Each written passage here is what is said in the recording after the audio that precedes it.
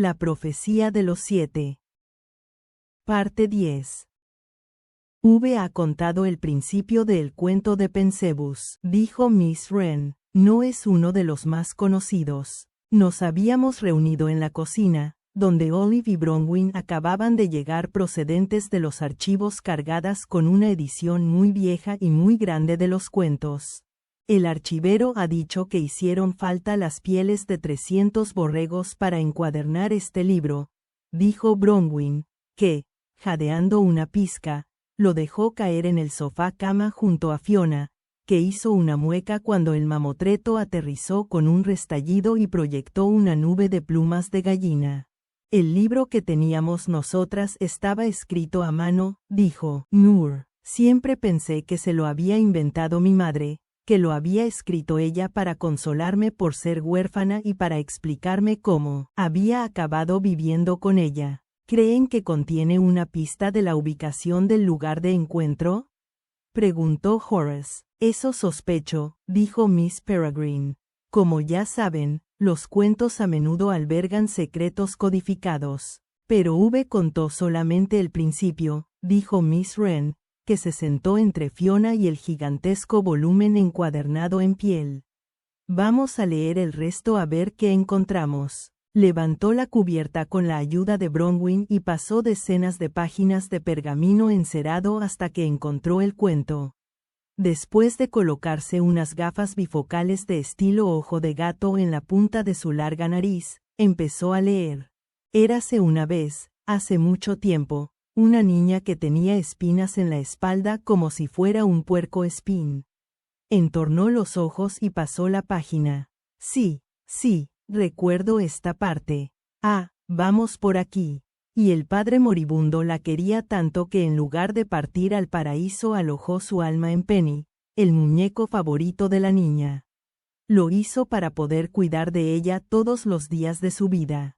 La niña quería mucho a su muñeco, y, aunque no sabía que albergaba el alma de su padre, se sentía muy unida a él, lo llevaba a todas partes e incluso le hablaba. A veces tenía la sensación de que el muñeco le contestaba. Noor cerró los ojos y sus labios empezaron a moverse mientras recitaba el cuento en silencio a la par que Miss Wren. Cuando se hizo mayor, continuó Miss Wren, dejó de estar tan pendiente de Penny y un día, durante un viaje, se lo dejó olvidado en un barco de pasajeros. Cuando se dio cuenta del descuido, el barco ya había zarpado. Lo vio alejarse por el mar, pero ya era demasiado tarde para alcanzarlo. Se sentó en muelle cantando, «Vuelve conmigo, Penny querido, vuelve raudo como un meteorito». Varios de nosotros intercambiamos miradas. Esa expresión otra vez, buscaba al muñeco allá donde iba. Escuchaba el viento con la esperanza de oír su voz. Y no oía a Penny, pero empezó a percibir voces distintas, voces que otras personas rara vez perciben ni se molestan en escuchar, las voces de los animales. Se sentían seguros hablándole a la niña, que ahora era una mujer, porque ella no les tenía miedo. Ella los acogía cada vez que encontraba algún animal perdido, los cuidaba como si fueran sus propios hijos y construyó una gran casa para mantenerlos a salvo. La casa estaba cerca del mar y a veces la azotaban terribles tormentas. Una noche hubo una tempestad como nunca se había visto y el vendaval estrelló un barco contra la playa rocosa.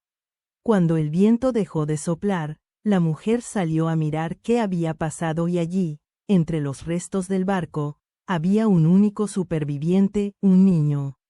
El pequeño estaba empapado y temblando, y aferraba un muñeco entre los brazos. Al verla corrió hacia ella, la abrazó y, aunque ella no conocía al niño de nada, lo cogió en brazos. «Me prometió que estarías aquí», dijo el niño. «Los monstruos marinos han perseguido el barco y lo han hundido», dijo. «Llevan persiguiéndome desde que tengo memoria. Pero Penny me aseguró que tú cuidarías de mí. Así que he venido», dijo, raudo como un meteorito. La mujer se llevó al niño a casa y cuidó de él. Era un niño extraño que no comía ni bebía, al menos no del modo habitual. Debajo de la ropa tenía raíces que le salían de la espalda y de la planta de los pies, y cuando sentía hambre salía al jardín y se tendía en la tierra húmeda unas cuantas horas. Pero a la mujer no le importaba esa conducta extraña. Le encantaba su compañía y estaba feliz con el regreso del muñeco, por más que ahora Penny perteneciera al niño y le supiera mal pedirle que se lo devolviera. El muñeco y el niño hablaban sin cesar, el niño en voz alta y el muñeco en silencio. Pero entonces, una mañana, cuando el niño llevaba viviendo allí varios años, la mujer lo encontró llorando delante de la ventana. Al preguntarle qué le pasaba, el niño respondió que el muñeco se había marchado. En aquel carruaje, dijo, y a través de la ventana la mujer vio un carro alejándose por el camino. El niño cantó, vuelve conmigo, vuelve raudo como un meteorito. La mujer y el niño no volvieron a ver al muñeco durante muchos años. El niño se hizo mayor y la mujer envejeció. Estalló una guerra terrible, una guerra ensordecedora y sangrienta que rasgó e hizo pedazos la tierra de alrededor. Los soldados de otro país llegaron a la casa y la ocuparon. Al chico se lo llevaron arrestado. Obligaron a la mujer a dormir en los establos con los animales, mientras que los oficiales y los soldados vivían y dormían en la casa. Los soldados sacrificaron a algunos animales para comer y la mujer lloró desconsoladamente, sintiéndose tan triste que apenas podía levantarse del montón de heno en el que dormía. La guerra no terminaba. La mujer tenía la sensación de que los soldados extranjeros nunca se marcharían. Y entonces, una noche, llamaron a la puerta del establo. La mujer, que ya no dormía, se levantó a abrir la puerta. Al otro lado había un joven soldado, herido y asustado, de su propio país. La mujer comprendió que si lo descubrían lo matarían. Lo escondió, lo alimentó y le curó las heridas. Cuando el soldado estuvo lo bastante recuperado para hablar, le dio las gracias a la anciana y le contó que había caminado muchas semanas a través de las líneas enemigas buscando en su mochila y sacando el viejo muñeco, que estaba un tanto estropeado. Y el soldado sonrió y susurró. Penny me dijo que necesitabas ayuda, que lo trajera. Raudo como un meteorito, terminó ella. El soldado tenía la capacidad de transformar la materia sólida en gas con cierto toque de sus manos y esa noche se coló en la casa de la anciana y se desplazó de cama en cama transformando a los soldados enemigos en inofensivas nubecillas de humo. Para cuando salió el sol, no eran sino furiosas nubes rojas que flotaban por el techo y no le podían hacer a la mujer nada más que sisear y arremolinarse. El muñeco vino y se marchó varias veces más y dicen por ahí que todavía está deambulando por el mundo hoy en día, ayudando a los niños perdidos que necesitan un hogar. Miss Wren se quitó las gafas y levantó la vista. Y así termina. ¿Y bien? Dijo Enoch con impaciencia. Es una historia muy mona, pero, raudo como un meteorito, repitió Emma. Es lo mismo que dijo la persona cuyas llamadas interceptamos. Tiene que significar algo, afirmó Hugh. Miró a Miss Peregrine, que estaba sentada con la mirada clavada en el techo y las manos unidas debajo de la barbilla, como si rezara. ¿Qué más? Preguntó Miss Peregrine. Yo tenía un muñeco que se llamaba Penny, dijo Noor. Era viejo, estaba roto y le faltaba un ojo, pero no soportaba estar alejada de él. Todo el mundo la miró. ¿Era el Penny del cuento?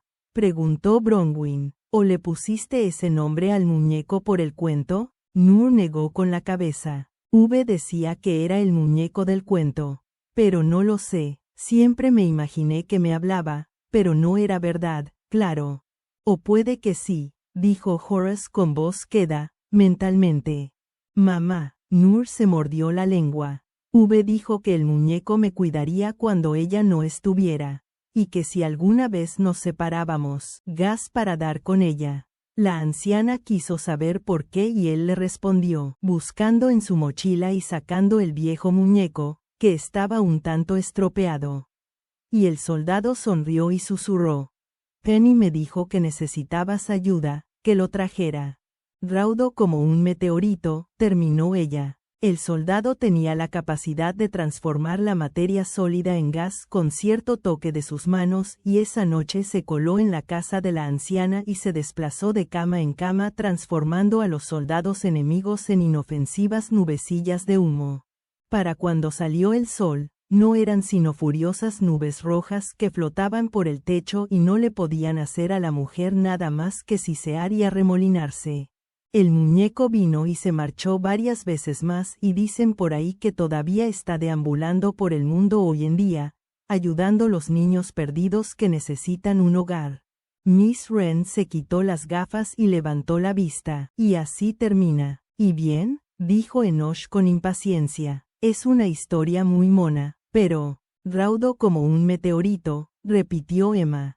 Es lo mismo que dijo la persona cuyas llamadas interceptamos. Tiene que significar algo, afirmó Hugh. Miró a Miss Peregrine, que estaba sentada con la mirada clavada en el techo y las manos unidas debajo de la barbilla, como si rezara. ¿Qué más?, preguntó Miss Peregrine. Yo tenía un muñeco que se llamaba Penny, dijo Noor. Era viejo, estaba roto y le faltaba un ojo, pero no soportaba estar alejada de él. Todo el mundo la miró. ¿Era el Penny del cuento?, preguntó Bronwyn. ¿O le pusiste ese nombre al muñeco por el cuento? Noor negó con la cabeza. Decía que era el muñeco del cuento. Pero no lo sé, siempre me imaginé que me hablaba, pero no era verdad, claro. O puede que sí, dijo Horace con voz queda, mentalmente. Mamá, Noor se mordió la lengua. Dijo que el muñeco me cuidaría cuando ella no estuviera, y que si alguna vez nos separábamos me ayudaría a encontrarla. Pero después de que nos atacaran los Whites, justo antes de que decidiera que tenía que abandonarme, Penny desapareció. No podía parar de llorar. Puede que lo escondiera, aventuró Emma, para que no pudieras encontrarla. Por tu propia seguridad. Le temblaba la voz como si se le fuera a romper. La expresión de Noor se ensombreció, pero no dijo nada. ¿Qué más?, volvió a preguntar Miss Peregrine mirando nuestras caras con expresión expectante. Traten de recordar las clases de historia de los bucles. Nadie supo responder. Ella frunció el ceño. Me parece que les dejé pasar demasiadas clases retosando al sol en lugar de estudiando. Miss Wren, si me hace el favor, yo no fui la única imbrine a cargo de una casa de fieras peculiares, dijo Miss Wren. Addison levantó las orejas. Hubo otra antes que yo, Miss Griselda Turn, pero su bucle se derrumbó trágicamente en 1918, en los últimos días de la Primera Guerra Mundial. Destruido por proyectiles de artillería. Se parece un poco a lo que le pasó a nuestro bucle, dijo Emma. Cuenta la leyenda, prosiguió Miss Wren, que antes de eso la casa de fieras de Miss Turn fue invadida por soldados enemigos, de un modo que recuerda sorprendentemente a lo sucedido en el cuento de Pensebus. Entonces piensan, dedujo Olive, entonces piensan que podría ser el bucle del cuento. Pienso que si nos ha contado ese cuento de buenas noches en particular ha sido por algo, dijo Miss Peregrine. Quizá por lo mismo por lo que le enseñó esa cancioncilla infantil, Noor. Es una clave, Miss Wren asintió. Creo que el bucle de Miss Turn es el lugar de reunión. Vaya, está claro que era una imbrine, dijo Enoch. Siempre hablando en acertijos. Pero ese bucle ha desaparecido, repuso Noor en tono de duda. Antes ha dicho que fue destruido hace mucho tiempo. Es verdad, asintió Miss Peregrine. Y reconozco que eso complicará la búsqueda, pero lo convierte en un escondite mejor, dijo Miss Wren con un brillo travieso en los ojos. Es muy inteligente esconderse en un sitio como ese. Pero ¿cómo se busca un bucle que no está ahí?, preguntó Noor. Nosotros nos encargamos de eso, se ofreció Millard, y todos nos volvimos a mirar su bata, que flotaba en la entrada de la cocina. Despejad el camino, por favor, indicó a los dos subalternos de asuntos temporales, vestidos de negro de rigor, el camino al interior de la cocina. Juntos cruzaron la puerta cargados con un mapa de los días que era todavía más grande que los cuentos y lo dejaron caer sobre la mesa. Cuidado con eso, tiene más años que cualquiera de nosotros. Los regañó Millard desde la puerta antes de entrar y cerrar de un portazo. ¿Te acuerdas?, preguntó volviéndose hacia Noor.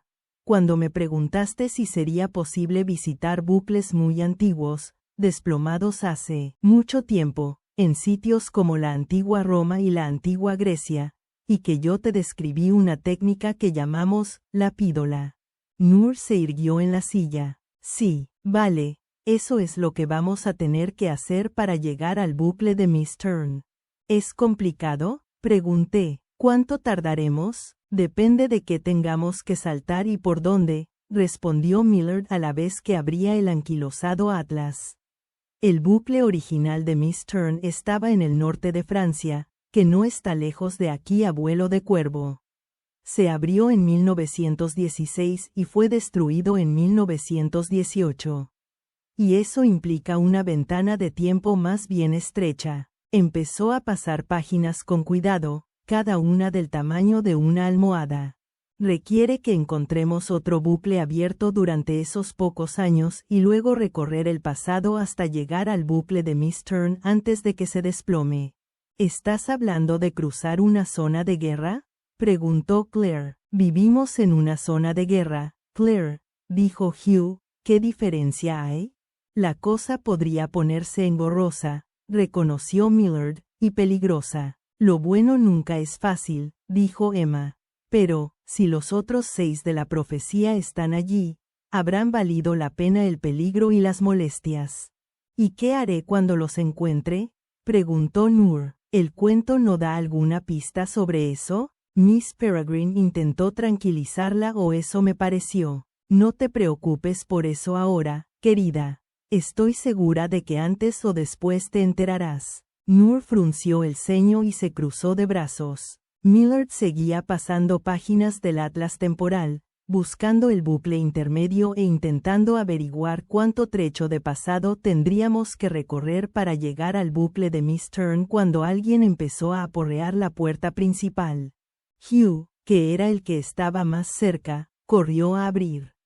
En los peldaños de la entrada había un joven sin aliento. «Vengan, rápido. Hay un hueco suelto en el acre». ¿Qué? Miss Peregrine se volvió a mirarlo. Corrí a la puerta ya con el corazón acelerado. ¿Es nuestro? Esperaba que estuviera hablando del que yo había amaestrado, que había luchado a mi lado en Grave Hill.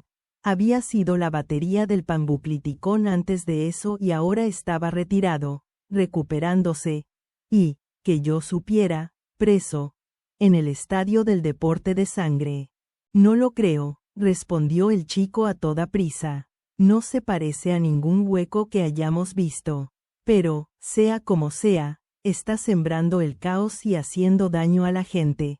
Así que, si no está demasiado ocupado, Mr. Portman, ¿podría dejar un momento lo que esté haciendo y matarlo?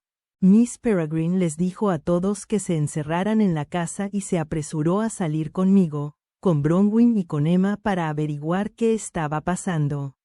Advertí en mitad del revuelo que todavía no había notado la presencia del hueco, algo que era muy raro y seguramente malo. A esas alturas mi habilidad se había desarrollado tanto que en principio percibía a cualquier hueco en 1 kilómetro a la redonda, una distancia que abarcaba de sobras el tamaño del acre. ¿En qué sentido es distinto?, le grité al chico mientras lo seguía por las escaleras de la entrada. Se detuvo en la pasarela y se volvió a mirarme. Parecía asustado. Mr. Portman, hasta yo lo veo. En teoría no quedaban huecos salvajes y desde luego no debería quedar ninguno suelto por el acre. Nadie se esperaba esto. Las barricadas que estábamos colocando alrededor de la entrada del bucle no se encontraban terminadas. Las había atravesado sin problemas y ahora estaba provocando el terror a unos centenares de metros de distancia, cerca de la confluencia entre la acequia infecta y el afluente menor que cortaba nuestra calle en 2. Saltaba de barcaza en barcaza aterrorizando a los barqueros que descargaban equipamiento, lanzando cajones rotos al agua y proyectando las lenguas hacia cualquiera que tuviera a tiro. Ya había capturado un caballo y ahora saltaba a una pasarela con el animal medio masticado colgando laxo de sus fauces y rugiendo como King Kong. «Oh, es horrible», gimió Bronwyn tapándose los ojos. Ella también lo veía, así como Emma y Miss Peregrine, que miraban al ser de hito en hito, entre fascinadas y horrorizadas. Todos lo veíamos, y yo empezaba a sentir su presencia ahora, con un retraso preocupante teniendo en cuenta lo cerca que estaba. «Es espantoso», dijo Emma con una mueca de asco. «Si llego a saber que eran tan feos, les habría tenido aún más miedo». Reuní valor e intenté prepararme para la lucha. «Yo me ocuparé de él», afirmé. Estaba a punto de separarme del grupo cuando Miss Peregrine me agarró del brazo. «Ha venido a por usted», me dijo. «A por usted y a por Miss Prades. Caería en la trampa de caul de cabeza. ¿Va a matar a alguien?», protesté. «Solo le interesa matarlos a ustedes dos». Me soltó el brazo. «Es la Guardia Ciudadana la que tiene que ocuparse de esto, no usted. Y, como pueden verlo, les resultará mucho más fácil». Bronwyn se destapó los ojos. «¿Pero por qué lo vemos? Puede que pertenezca a una especie inferior de huecos que mi hermano tuviera en reserva en alguna parte», dedujo Miss Peregrine. «Sea como sea, ya intercambiaremos teorías cuando haya muerto». Señaló a 3 miembros de la Guardia Ciudadana que se habían subido a un tejado situado cerca del hueco. Empujaban una pesada máquina hacia el borde. «Un cañón arponero», observó Miss Peregrine. «Es moderno, funciona a vapor y dispara una red muy afilada especialmente diseñada para matar huecos». El cañón era tan alto que casi empequeñecía a esos hombres de 2 metros que lo empujaban. Trabajando con rapidez, lo llevaron al borde del tejado, hicieron girar el arpón sobre su trípode y apuntaron. «Solo van a conseguir enfurecerlo», dije. «¿Y ahora no está furioso?», preguntó Noor. Nos volvimos a mirarla y la vimos de pie en la pasarela, detrás de nosotros. «Apenas está molesto», respondió Emma. «Les he dicho que se quedaran dentro», gruñó Miss Peregrine. Noor agrandó los ojos. «¿Es normal que lo vea?». «Sí, todos los vemos, y por favor vuelva a la casa», le espetó Miss Peregrine. Noor siguió mirando al hueco, sin hacerle caso a Miss Peregrine, y tuvo una pequeña arcada. «Buf, qué feo es. Por favor, deje que me ocupe de él», le pedí a Miss Peregrine. «Ya sé que ellos lo ven, pero yo puedo controlarlo. Van a acabar heridos». «Bajo ningún concepto». Miss Peregrine estaba a punto de perder los nervios. Los guardias seguían apuntando. El hueco saltó del puente a una barcaza, atrapó un enorme cajón con la lengua y lo lanzó por el aire como si fuera un disco. Los guardias lo vieron llegar volando y se agacharon. El cajón se estrelló en el tejado no muy lejos de donde estaban. «Será mejor que se den prisa», murmuró Bronwyn, «o los convertirá en paté de gato». Los guardias se incorporaron y, por fin, dispararon su arma. Brotó un soplo de humo blanco cuando el cañón arponero lanzó su descarga. Una nube de malla metálica zumbó sobre la acequia al mismo tiempo que se desplegaba, pero acabó en las inmundas aguas a mucha distancia del hueco. Pasado un momento, un hombre que se había internado en el camino de la red sin darse cuenta cayó al suelo cortado en 10 pedazos. Noor y Emma contuvieron un grito, y Miss Peregrine hizo una mueca de dolor y recitó por lo bajo una frase rápida en peculiar antiguo que sonaba igual que una oración. «La han fastidiado», dije. «Ahora me toca a mí». Miss Peregrine volvió a aferrarme por el brazo. «Ni hablar», repitió, aunque esta vez con menos convencimiento. El hueco se estaba moviendo. Saltó a la cubierta plana de otra barcaza antes de arrancar un endeble puente de tablones. «Si me quiere a mí, me seguirá», deduje. «Y eso significa que puedo llevarlo a un sitio menos concurrido».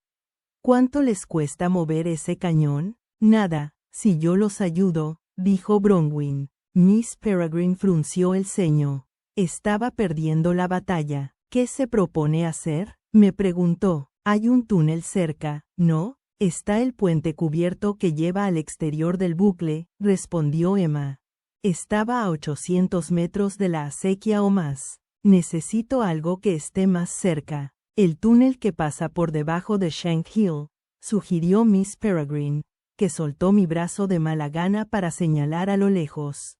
Tengo que irme, anuncié retrocediendo, antes de que mate a alguien más. Miss Peregrine cerró los ojos con fuerza un momento. Cuando volvió a abrirlos había renunciado a discutir conmigo. Pues hágalo, dijo. Informaré a los guardias de que va para allá y que necesitará el arpón. Llévese consigo a Miss Bloom y a Miss Bruntley. Y a mí, propuso Noor. A usted no, replicó Miss Peregrine ahora aferrando el brazo de Noor en lugar del mío. Tiene razón, dije. Eres demasiado importante como para correr riesgos. Tan importante que no sirvo para nada, refunfuñó Noor. Luego, en voz baja y seria, muy cerca de mi oído, añadió, vuelve de una pieza. Miss Peregrine cogió carrerilla para saltar al aire. Se transformó con un revuelo de plumas explosivo y antes de que sus prendas de ropa vacías hubieran tocado el suelo ya volaba hacia el tejado. Los guardias no habían vuelto a disparar. Puede que estuvieran demasiado horrorizados por lo que habían hecho. O quizá, pensé con desaliento, solo tuvieran un disparo y hubieran fallado. Bronwyn y Emma me siguieron cuando salí disparado. El bosquejo de un plan empezaba a cobrar forma en mi mente. Lo principal era acercarme al hueco y tratar de conectar con su mente. Si de verdad era la versión inferior de un hueco, pensé, no me costaría demasiado. Por otro lado, ese tipo de suposiciones tendían a meterme en líos aún peores. Cruzamos la inestable pasarela por encima de la acequia y corrimos a lo largo de la orilla hacia el hueco. Los peculiares escapaban en dirección opuesta. Los 4 matones de Leo, pálidos y jadeantes. Dogface y el chico del forúnculo pulsante, que parecían más alegres que asustados. A por él, Jake, me animó Dogface sin detenerse. Cobardes, les gritó Emma. El hueco lanzó un chillido que resonó por toda la calle y una niña se asustó tanto que dejó de correr y se tiró al agua. Dogface, en un gesto que le honró, vio lo que había pasado y dio media vuelta para rescatarla. Llegamos a la confluencia en la que nuestro inmundo afluente se conectaba con la acequia principal. Allí las calles estaban completamente desiertas. El hueco había trepado a la tercera planta de un edificio y estaba colgado de una cornisa, saboreando el aire con sus tentáculos como si fuera un gourmet. Miss Peregrine tenía razón. Me estaba buscando mi olor, y sin duda el de Noor. Nos internamos en la estela de destrucción del hueco y esquivamos un cajón destrozado. El contenido, una provisión de queso para toda una vida, se derramaba ahora por los adoquines. Solo a un peculiar se le ocurriría almacenar queso azul como alimento de supervivencia. Lo atraeré a la entrada del túnel, grité por encima del hombro. Bronwyn, ¿cuánto tardarías en bajar ese cañón del tejado a la calle? Ella echó un vistazo al edificio, que estaba a una manzana de distancia. 2 minutos, respondió con una seguridad tranquilizadora. La entrada del túnel estaba varias manzanas más allá del edificio, bajando por una bocacalle. Sería perfecto que tardaras 1 minuto, le dije. Pero Emma y yo lo entretendremos todo lo que podamos. Necesito que metas el cañón en el túnel antes de que llegue yo. Colócate en el otro extremo y apúntalo hacia el interior. Luego espéranos. Confío en que sepas lo que estás haciendo, Mr. Jacob, dijo, y se marchó a la carrera por un callejón. Emma y yo seguimos corriendo hasta que llegamos a la altura del hueco, que ahora estaba justo enfrente de nosotros, al otro lado de la acequia. Yo había supuesto que me vería de inmediato y correría hacia nosotros, y tal como esperaba ya estaba bajando del edificio, pero no porque viniera a por mí. Había una mujer en su lado de la calle, la vaquera con la trenza por encima del hombro y el rifle en las manos. Su voz resonó contra los ladrillos y el agua. «Alto ahí, te estoy apuntando, márchate», le gritó Emma. «Te va a hacer pedazos». La mujer no nos hizo el menor caso. Se pegó la culata del rifle al hombro y acercó el ojo a la mira. El hueco se detuvo a medio descenso del edificio y le lanzó una mirada de curiosidad, como si fuera la primera vez que un ser humano lo amenazaba y quisiera saber qué haría a continuación. La mujer disparó. Fue un tiro sonoro y reverberante, y el retroceso le empujó el hombro hacia atrás. Accionó el cerrojo del rifle con un movimiento seguro y fluido, bajó el cañón cuando el hueco reanudó el descenso y disparó por segunda vez. El hueco llegó a la calle y empezó a caminar hacia ella casi con tranquilidad, como quien sale a dar un paseo antes de cenar. La vaquera permaneció donde estaba y empezó a recargar el arma. Puede que nunca antes hubiera visto a un hueco en acción. Es posible que no supiera a qué se enfrentaba, o que fuera una suicida. En cualquier caso no quería su sangre en mis manos. Grité, «¡Gilipollas!». El hueco se quedó petrificado, y luego la vaquera empezó a disparar. Le descerrajó 6 tiros a toda velocidad, amartillando y apuntando entre un disparo y el siguiente. Y entonces paró. Se había quedado sin munición. Todo el mundo contuvo el aliento mientras esperábamos saber qué pasaba, si el hueco caía muerto o no. Pero el monstruo levantó esa mano atrofiada que tenía y, como quien se retira una pelusa del jersey, se arrancó 8 balas del pecho y las tiró al suelo con desdén. «Madre del amor hermoso», dijo la vaquera bajando el rifle. Era un 30-06. Las balas ni siquiera le habían perforado la piel. El hueco rugió y se abalanzó hacia ella, más rápidamente esta vez, como si estuviera decidido a matar una mosca molesta. La vaquera había retrocedido unos cuantos pasos, la primera señal de miedo que dejaba entrever, y se hurgaba el bolsillo buscando munición a toda prisa. «No sirve de nada, idiota», le gritó Emma, que ya se estaba frotando las manos. «Corre». Tan pronto como una gruesa bola de fuego apareció entre sus palmas, la lanzó al otro lado de la acequia. El hueco había sacado las 3 lenguas y las proyectaba hacia la mujer cuando la bola de fuego aterrizó a pocos pasos de él. Se detuvo en seco. «Buen disparo», grité y Emma batió las ardientes palmas con alegría. «Aquí», moví los brazos para llamar la atención del hueco. «Ven a por mí». El hueco se volvió a mirarnos. La vaquera se tragó su orgullo y salió corriendo. Yo grité una orden en hueco a través del agua: «Trágate las lenguas», con la esperanza de que Miss Peregrine tuviera razón, y ese espíritu fuera tan inferior que yo fuera capaz de controlarlo desde lejos sin tener que acercarme y palpar su mente hasta someterlo mientras él intentaba descuartizarme. No tuve suerte. Noté que el hueco se aceleraba al reconocerme. Lanzó un grito que cortó el aire en 2 y escupió la cabeza del caballo muerto hacia nosotros.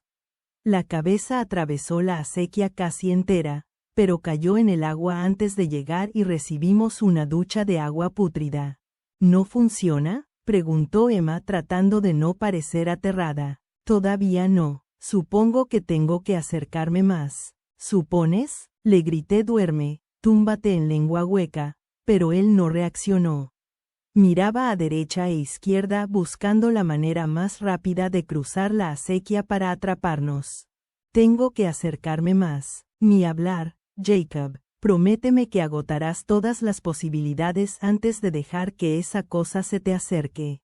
El hueco estaba esperando a que hiciéramos algún movimiento. Y ahora yo me había entretenido demasiado y las dudas se estaban apoderando de mí. Dudaba que pudiera hacer esto. Dudaba que este fuera un hueco al que pudiera controlar. Y de repente no quería estar a menos de 30 metros de él.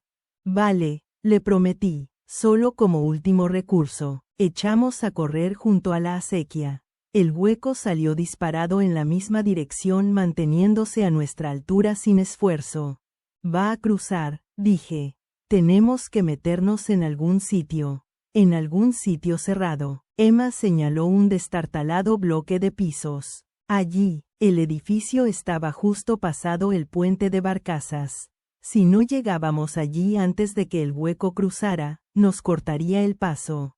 Lo conduciremos al interior del edificio, procuraremos entretenerlo una vez que estemos dentro para darle a Bronwyn un poco de tiempo y luego lo llevaremos a la entrada del túnel, dije. Caliéntate las manos todo lo que puedas y no te separes de mí. Ya me las he calentado, me respondió, y vi las llamas saliendo de sus dedos. Rauda como un meteorito, dije jadeando, y echamos a correr.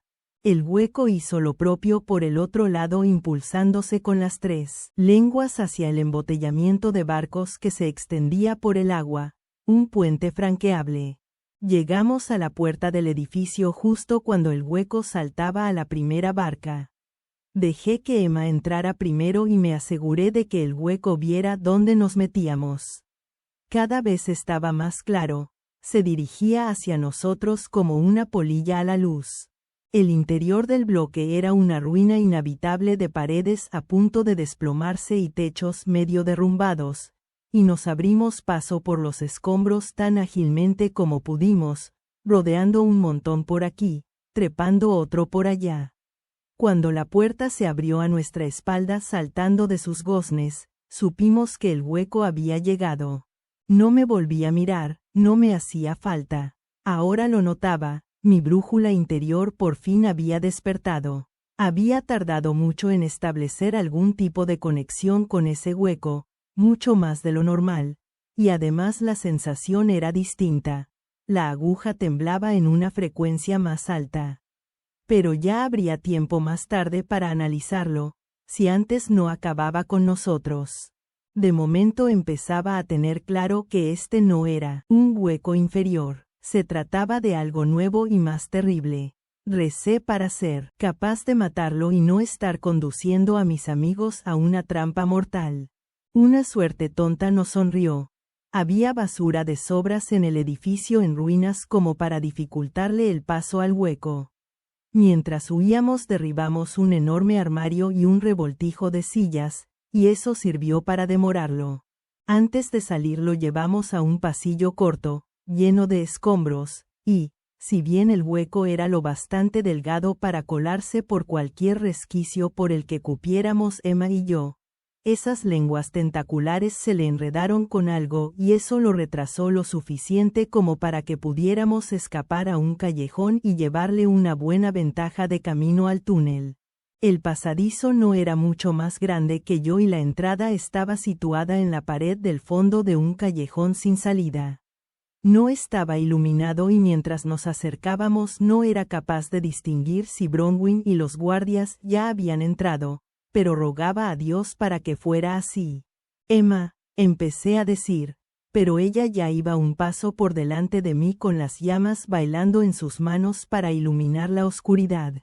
Un aullido resonó en el callejón que acabábamos de dejar atrás. El hueco ya había salido del edificio y ahora solo un tramo de calle despejada lo separaba de nosotros. Nos agachamos para entrar en el túnel y nos internamos con decisión en la oscuridad. Las raíces que colgaban del techo, que carecía de revestimiento, nos azotaban la cara.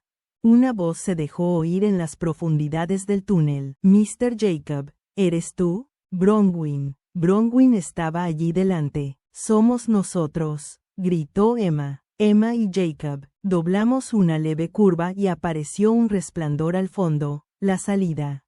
Recortadas contra la luz había 4 figuras encorvadas que arrastraban un cañón arponero. Habían tenido que colocarlo de lado para que cupiera en el estrecho pasadizo. Detrás de nosotros el hueco había llegado a la entrada del túnel. La sensación de tenerlo cerca cobró fuerza, como si la forma del túnel comprimiera y la enfocara. Trastabillamos y corrimos y seguimos corriendo y trastabillando, que era lo único que podíamos hacer encorvados como estábamos. Por fin llegamos a un tramo en el que, Afortunadamente, el túnel ganaba altura, así que pudimos incorporarnos del todo y acelerar al máximo. Los chirridos del hueco sonaban por todas partes. No nos atrevíamos a mirar atrás. Nos limitábamos a correr. Le grité a Bronwyn que se diera prisa. Los guardias y ella forcejeaban con el cañón.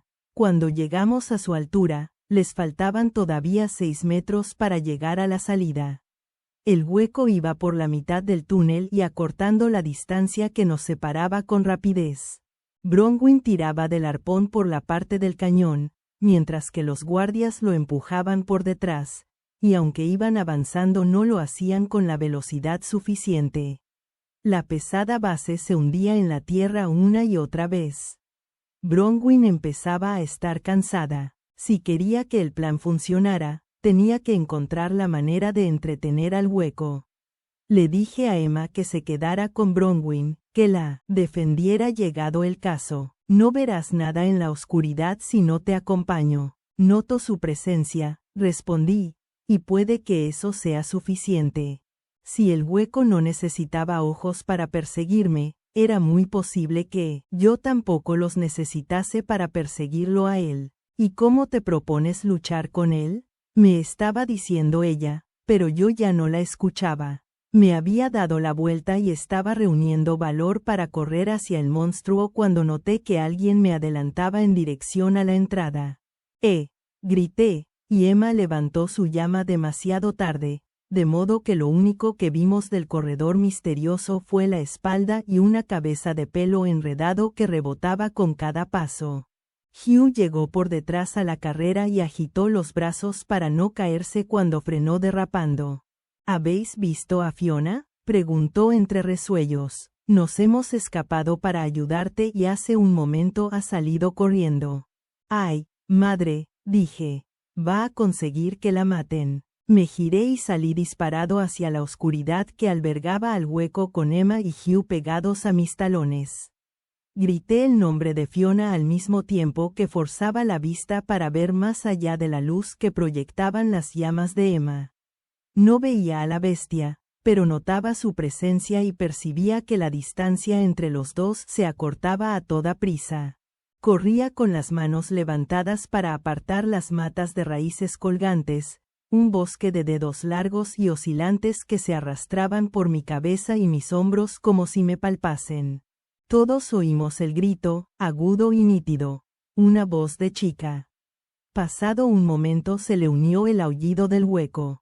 Y entonces la luz de Fiona los iluminó, con un resplandor tenue al principio y más brillante según nos fuimos acercando. Pensé que encontraríamos a Fiona entre las mandíbulas del hueco, pero afortunadamente me equivoqué. 10 o 15 metros los separaban y los dos se miraban como en un duelo. Fiona estaba de pie con los pies separados y las manos levantadas igual que un director de orquesta a punto de dar comienzo a una sinfonía. Nos paramos y la rodeamos, y, mientras Hugh se aseguraba de que se encontrara ilesa, Emma levantó sus ardientes manos hacia el hueco y avanzó en su dirección unos cuantos pasos a modo de advertencia. Yo no entendía por qué el hueco se había parado. No lo veía bien a través de la celosía que proyectaban las ondulantes sombras de las raíces y Fiona tampoco nos explicaba lo que pasaba. Seguía inmóvil a pesar de los esfuerzos que hacía Hugh por arrastrarla hacia atrás, lejos del peligro. El hueco volvió a gritar y esta vez sonó como un chillido de frustración. Emma aumentó la potencia de sus llamas. Hugh, espera, dijo a la vez que escudriñaba las sombras. Deja a Fiona. Hugh obedeció, y Fiona levantó las manos y dibujó un movimiento en el aire como si estuviera tirando de una cadena invisible. Las raíces que teníamos alrededor se curvaron y luego se tensaron con un chasquido audible. Entonces vi lo que había hecho. Cientos de lianas colgantes habían amarrado al hueco. Las fibras le rodeaban el cuello, le sujetaban los brazos y las piernas, envolvían sus 3 lenguas, que estaban tan estiradas como daban de sí. Fiona cerró los puños y los separó y las raíces tiraron de las lenguas del hueco hasta que chilló. Fiona, eres un genio, Mi ídolo, exclamó Emma. Podría haberte matado, cariño, le dijo Hugh por lo bajo, y aunque saltaba a la vista que se moría por abrazarla, se contuvo para no desconcentrarla. Fiona inclinó la cabeza hacia él y le susurró algo. Hugh lo tradujo. Dice que las raíces son muy fuertes. Dice que puede romper al hueco en pedazos ahora mismo si Jacob quiere. Yo dije, ¿puedes mantenerlo un ratito como está, Fi? Puede mantenerlo como está todo el día si quieres. Bien, antes de que lo matemos, tengo que averiguar una cosa. Empecé a acercarme al hueco con tiento, apartando raíces según avanzaba. ¿Vas a controlar su mente?, preguntó Emma, que me seguía a una distancia prudente. ¿Obligarlo a que luche a tu lado? Yo estaba muy concentrado y no respondí. Si nos íbamos a enfrentar a un nuevo tipo de hueco, no podía desperdiciar la ocasión que tenía de tantear su mente en circunstancias seguras. Me fui acercando despacio, musitando palabras en lengua hueca para comprobar su reacción. Si lograba ablandarlo, abrir un poco sus pensamientos, a lo mejor podía entender mejor a qué nos enfrentábamos. El olor a podredumbre que también conocía me envolvió. Eso al menos no había cambiado. El hueco forcejeó contra las raíces que lo sujetaban, ansioso por rodearme el cuello con una de sus lenguas, pero las raíces resistían. Tranquilo, le dije en hueco. No te resistas. No le afectó. Repetí las palabras y luego probé unas cuantas versiones de «cálmate», pero el hueco no reaccionaba. Normalmente los huecos se retraían cuando trataba de controlarlos, como si notaran que estaba hurgando la cerradura de su mente con mi ganzúa. El lenguaje de los huecos era tan natural para mí como el inglés, pero igual podría estar hablando en yiddish, viendo la reacción de este. Y lo que era todavía peor, mis fracasados intentos por contactar con él y controlarlo más bien parecían prestarle fuerzas. ¿Qué narices estaba pasando? Duerme, volví a probar. Duerme. En vez de eso, tensó todos los músculos al mismo tiempo y tiró de las raíces que lo sujetaban. Oí gemir a Fiona detrás de mí. Me volví y la vi encorvada como si soportara una pesada carga, pero se irguió e hizo rodar las manos en el aire como si estuviera haciendo un nudo. Las raíces crujieron con el aumento de la tensión. Fiona había ganado un poco más de tiempo. Había llegado el momento de cambiar de estrategia. Se acabaron las palabras. Voy a acercarme más, dije en voz alta. No lo sueltes, no hace falta que hagas esto. Oí decir a Emma, pero debía de hablar en serio cuando me dijo que confiaba en mí, porque no intentó detenerme. Por favor, ten cuidado. A pesar de todas las veces que me había enfrentado a huecos, seguía sin gustarme tenerlos cerca, ni siquiera a los que había amaestrado. Los salvajes eran como perros rabiosos y cuando estaban atados e inmovilizados deseaban acabar contigo tan desesperadamente que el aire chisporroteaba. Por no hablar del efecto que me provocaban en la barriga. Cuando me encontraba cerca de un hueco, la aguja de la brújula se convertía en una guadaña oscilante. Me detuve a cosa de 1 metro de distancia y miré sus ojos goteantes. Respiraba con ronquidos entrecortados y sus fauces se extendían por la tensión de tener las 3 lenguas tendidas cuán largas eran en direcciones opuestas. Este hueco era distinto. No solo era visible para todo el mundo, sino que hablaba otra lengua. La sensación que me producía también era diferente, una clave distinta, un registro más agudo. Y apestaba de otro modo, como algo inorgánico, no como un vertedero al sol, sino a productos químicos, lejía, veneno de ratas y algo peor. Le hablé otra vez, duérmete, sueña, cabrón, con la esperanza de poder abrirme paso ahora que estaba más cerca, y mientras le hablaba Atis veía con acento agudo el temblor de los músculos en los oscuros mecanismos de su garganta, como si intentara responder. Y entonces lo hizo. No tengo claro si lo escuchaba con los oídos o solo mentalmente, pero me llegó una voz grave y reptante, ininteligible al principio, tan solo una S, larga y sibilante que derivó despacio a una vocal, U, y por fin, y la voz debía de estar en mi cabeza porque el ser no tenía labios con los que articular la palabra completa, Eña. Sueña, me había dicho. Podía hablar. Su. Canturreaba, aunque solo me imitaba, nada más. Pero, entonces, ¿por qué notaba la cabeza tan pesada? ¿Por qué se me doblaban las rodillas? ¿Qué eres? Intenté decirle, pero las palabras no acudían a mis labios. ¿Qué me estás haciendo, Eña? Y justo cuando me sentía a punto de desplomarme, cuando las piernas estaban a punto de fallarme, la aceitosa musculatura de su garganta se tensó, palpitó y luego se abrió para ceder el paso a otra lengua, una cuarta, que salió como un látigo y me agarró por el cuello justo antes de que cayera, y ahora estaba colgando, rozando apenas el suelo con los dedos de los pies, incapaz de respirar. Oí a Emma decir, «Jacob, ¿qué te pasa?», pero la lengua me oprimía demasiado la garganta como para que pudiera contestar, mis brazos estaban demasiado laxos por el sueño como para agitarlos. Me estaba ahogando, no podía respirar, y mis amigos no veían la lengua que se tensaba cada vez más hasta que temí que me arrancara la cabeza. Mi única esperanza era Fiona, cuya conexión con las raíces fuera como una extensión de su cuerpo, que fuese capaz de ver y sentir a través de ellas. Como si no había inmovilizado al hueco de manera tan precisa, con 3 raíces en torno a las 3 lenguas. Así que abrí la boca, aunque no podía hablar, volví la cabeza todo lo que pude y mordí la correosa raíz que me rozaba la cara. Fiona, ayúdame. Articulé las palabras con los labios, con la lengua, se las dije a la raíz. Algo va mal, oí decir a Hugh. Su voz sonaba muy lejana, como si hablara desde el otro lado de una mala conexión telefónica. La luz de las llamas de Emma aumentó de intensidad.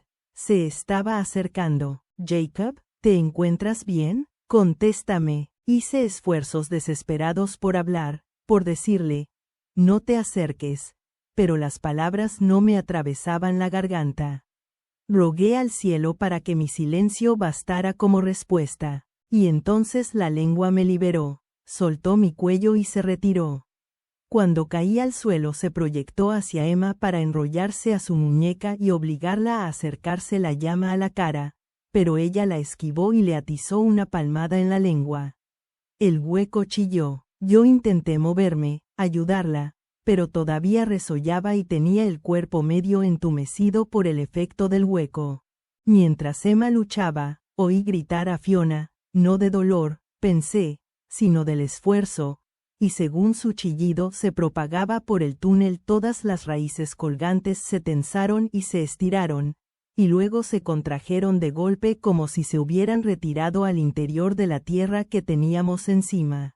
Las raíces que sujetaban al hueco se contrajeron también, todas a la par y con una fuerza enorme. Aullé, notaba una lluvia de líquido cáustico que identifiqué rápidamente como sangre de hueco. Me incorporé hasta quedarme sentado, aturdido. 3 lenguas cortadas se retorcían en la tierra como anguilas. La cuarta estaba quemada e inerte. Las raíces habían desgarrado al hueco por las extremidades. Al momento mis amigos me estaban rodeando. Hugh, Bronwyn, Emma. Los guardias pisándoles los talones. Fiona estaba sentada en el suelo, sin fuerzas. A Emma no le había pasado nada. Se arrodilló a mi lado. ¿Qué estabas haciendo? ¿Por qué te has arriesgado tanto, sabiendo que podría haberte matado? Tenía que estudiarlo, repliqué entre bocanadas de aire, para averiguar todo lo posible sobre él. ¿Y qué has averiguado? Negué con la cabeza sin fuerzas. No he podido entrar. No tenía ganas de hablar de lo que acababa de pasar. Me puse de pie despacio con ayuda de Bronwyn y me acerqué a Fiona, que jadeaba como si acabara de participar en una carrera. «Me has salvado la vida», le dije. No era el agradecimiento que merecía, pero no me sentía capaz de nada más. Ella sonrió con debilidad y murmuró algo. Dice que ahora estáis empatados. Bronwyn no podía parar de disculparse. Si nos hubiéramos dado más prisa con el cañón arponero. Pero la corté y le dije que no solo no había hecho nada incorrecto, sino que me alegraba de que las cosas hubieran sido así. Si los guardias hubieran aniquilado al hueco de inmediato, no habría conocido la existencia de la cuarta lengua. Ni su nueva y más aterradora evolución. Había entrado en mi cabeza. Ya no estaba allí. Fuera lo que fuese lo que me había hecho, había desaparecido en cuanto el ser había muerto. De todos modos, era un cambio preocupante y decidí callármelo hasta que lo entendiera mejor. Miss Peregrine nos llamaba desde el extremo del túnel. Los guardias, temerosos de que hubiera más enemigos acechando en la oscuridad, no la dejaban entrar a buscarnos. Antes de marcharnos me agaché y cogí una lengua cortada, la enrollé como una manguera de jardín y me la colgué del hombro. ¿Es necesario?, preguntó Hugh, para poder estudiarla. ¿Por qué?, preguntó Emma. ¿Crees que habrá más como ese? Porras, sí, dijo Bronwyn. Espero que no, respondí. Pero me preocupaba que este fuera solo el primero. Miss Peregrine comprobó que estuviéramos bien con rápidos movimientos de barbilla, arriba y abajo, mientras nos examinaba. ¿Alguno de ustedes necesita ir al remiendahuesos? Le dijimos que no. Le pediré a uno que los examine, de todas formas, dijo en tono seco. Estaba enfadada con Fiona y con Hugh por haber salido de casa desobedeciendo sus órdenes, una infracción que la muerte de un hueco no bastaba para compensar. Además, una peculiar había muerto, se había armado un jaleo tremendo y los ciudadanos peculiares del Acre del Diablo volvían a estar aterrorizados. Las Imbrines ya tenían un montón de trabajo que hacer antes de que llegara nuestro invitado no deseado. Ahora tenían todavía más. Mientras volvíamos andando a casa, le relaté a Miss Peregrine algunas de las cosas que había averiguado del hueco. Le dije que me había costado más de lo normal detectarlo y también percibir su ubicación precisa. Le conté que las balas de la estadounidense se habían aplastado contra el pecho del monstruo y que se las había arrancado como si nada. Caul ha encontrado una manera de acorazarles la piel, dedujo Miss Peregrine con nubes de preocupación en la cara. Parece ser que no son modelos inferiores como yo pensaba, sino mejorados. ¿Y por qué los ha hecho visibles?, preguntó Bronwyn. Para aterrorizar a la gente, respondió Miss Peregrine. ¿Dónde cree que los tenía escondidos Caul?, preguntó Emma. No sé si los tenía escondidos, dijo Miss Peregrine.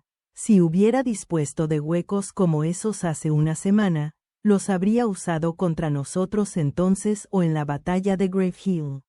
No, este hueco es nuevo. Me parece que los nuevos poderes de Caul le han permitido crear una nueva especie de huecos más evolucionados. Entonces habrá más, dijo Emma en tono funesto. Sí, eso me temo. También le conté a Miss Peregrine lo de la cuarta lengua, pero no mencioné el detalle de la influencia del hueco sobre mí. No estaba seguro de si quería que alguien lo supiera. El chico de los recados de Miss Wren, Ulysses Critchley, estaba esperando a Miss Peregrine en las escaleras de la entrada. Han llegado las 3 Imbrines, Miss. Oficialmente tienen quórum. La están esperando en la cámara del consejo. Gracias, voy enseguida, dijo, y se volvió hacia nosotros. No voy a malgastar más aliento suplicándoles que no salgan de casa, pero insisto en que no abandonen el Acre.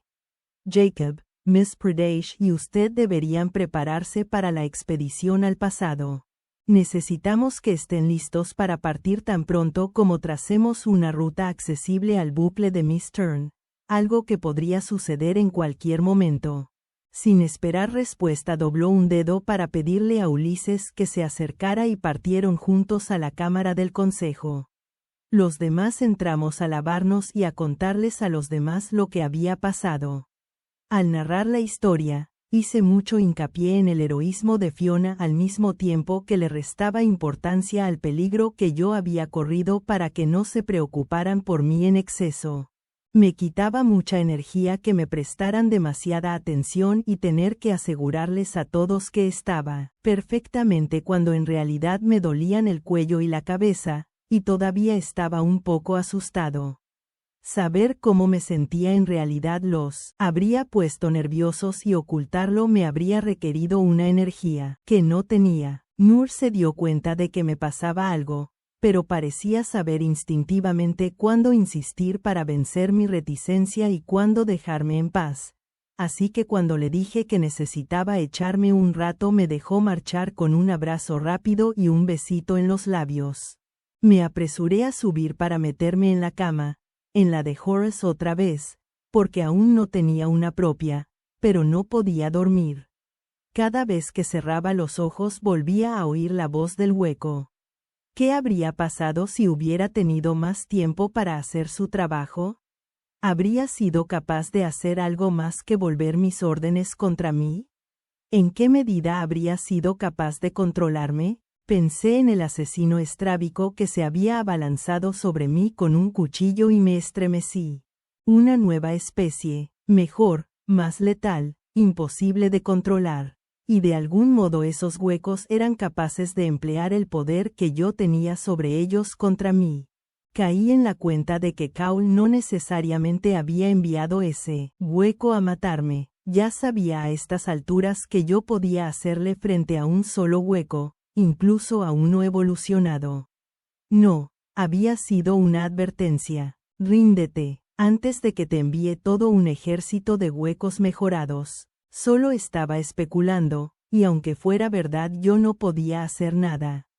Lo único que se podía hacer era buscar el lugar de reunión, encontrar a los otros 6 y enviar a Caul de vuelta al infierno, como fuera. 7 podrían sellar el portal. Tenía la cabeza aún más llena de niebla que antes, pero no podía quedarme acostado más tiempo. Me obligué a levantarme.